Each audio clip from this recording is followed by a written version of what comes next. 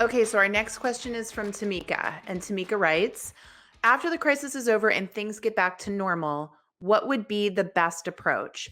What will companies be focusing on first? Will hiring be one of the top priorities? And should we expect lower salaries? All really good questions, a big multi part question. And the best way for me to take you through and answer all of these is to walk you through what happened back in 2008. A lot of you have never worked through a recession before. This is actually going to be my fourth, so I have an acute understanding of this.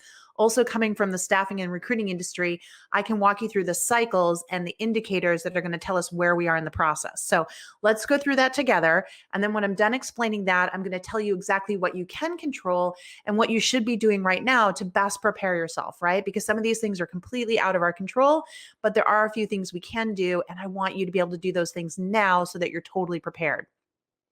So, the first thing you need to understand is that once a crisis hits, all companies start looking at what's called leading indicators.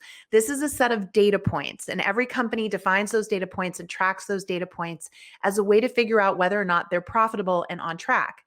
Now, the reason the leading indicators are so important is because if a company starts to lose a significant amount of money, it has to figure out just how much burn rate it has or how long it can stay in business before it goes completely out of business. With that leading indicator data, they decide what they need to do to cut costs and a lot of times restructure. That's why layoffs and furloughs occur because employees are probably the most expensive thing, right? And so if we can lay off some employees and keep the business safe or break even, or at least not burning as much cash that we have saved up, we have a longer runway to keep the business alive and hopefully get through the economic crisis. So that's what every company is doing in that crisis time. So they look at the leading indicator data. Now, for example, some have weekly indicators, and that's why the service industry like hospitality, restaurants, hotels, etc., they know much sooner whether or not they're on track or in trouble, and that's why they're the first ones we see in situations like this to start to lay off because again, their leading indicator data comes in faster and they have the trends quicker and they have to take action faster. The majority of companies out there right now, though, unfortunately, usually track their data on a monthly basis.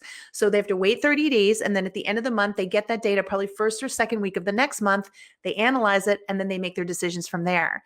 So what I'm telling you is that from the start of a crisis, it's usually about 60 to 90 days out before we start to see the real restructuring, layoffs, furloughs hit of all those companies who have leading indicators that take a month in order to acquire. And again, they usually want 1 to 2 months of data to figure out the trend. Are they really, how much trouble are they in? And what are they going to have to do to save? And then they have to figure out a strategy for that, right? So that's when we'll see the peak of it. Now, after that, hopefully the crisis starts to subside. Companies don't just immediately hire everyone back. And I think that's the thing that shocks most people. School teaches us everything except how to look for a job or understand any of this. So many people are shocked when everything's over and they just don't get hired back. But remember, those companies have lost a lot of money. If they've managed to survive, they have to slowly rebuild. They have to get profitable again, and they have to start to put money aside in the event something else happens to them that could just wipe them out of business. So they're not just going to hire everybody back. Instead, they're going to be very cautious. And one of the ways that they're cautious is that they start to look at temporary workers, contract workers, instead of full time workers. That way, they can test out if, in fact, they have the workflow. So it's called a temp to hire situation. So, one of the big places we'll see jobs first are temporary positions. And if you're not familiar with staffing agencies and you haven't signed up for one, it's a really good time right now to start to get to know them because they will be the first ones that will have jobs available. And then what happens is if you get the job and you're there for a while and you've proven your value, the company may offer you a full time position. It's called temp to perm or temp to hire. So, we're going to see a lot of that next. Now, when will the company start to hire again? Well, once things level off, again, they've got to follow those leading indicators for at least 2 months to make sure that they are truly back on track. That's when they'll start to strategically hire. But to the question of will salaries be the same, the answer is no. And that's because you'll have so many more people unemployed and so many more people competing for jobs that they're willing to take the jobs for lesser pay. So there will be a correction in pay rates. Now, in order to minimize that, one way that you can do that is really know your value, specifically how you save or make a company enough money to justify the cost of hiring you. Remember, it costs them about 130 to 140% of your salary to hire you because they've got to pay taxes, overhead, all these other things. So you're really going to have to show what they call your ROI, or return on investment. And again, most people have not been taught how to do this. So that leads to the next part, what you can control and your competitive advantage. What you want to think about are all of your career tools that you can get ready now, all the things you can do to be ready to take advantage of when hiring starts to turn around. Things like your resume, your LinkedIn profile, your cover letter, and even your interview bucket list, the list of companies you want to target that you want to work for. You need to be thinking about your interview prep so that you can really articulate your value and, get them to just fall in love with you compared to all the other people that are applying.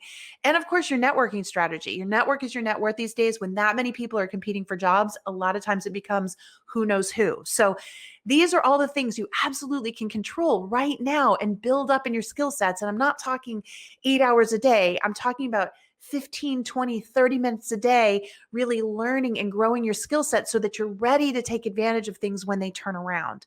That's how you can stand out. That's how you can control things and beat this process in the long run. So my advice there is to get the help you need. Now, of course, like I said, I started this company in the last recession, knowing people are going to be going through this. And I'm so happy to say that the team and I have a ton of free resources for you.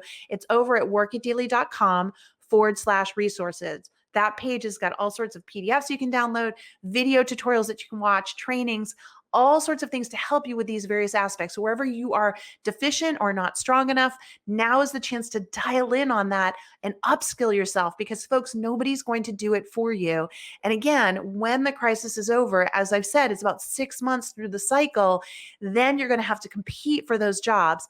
And you can do this. It's not rocket science. It's not brain surgery. You absolutely can do this, but you have to get in the game. You have to upskill yourself, and it's better to do it now versus then when everybody else is trying to do the same thing. Okay. So definitely head over to workitdaily.com/resources, start downloading some tools, start getting the help that you need, because that's what you're going to have to do in these trying times. And it is the people that do that that will have the greatest amount of success.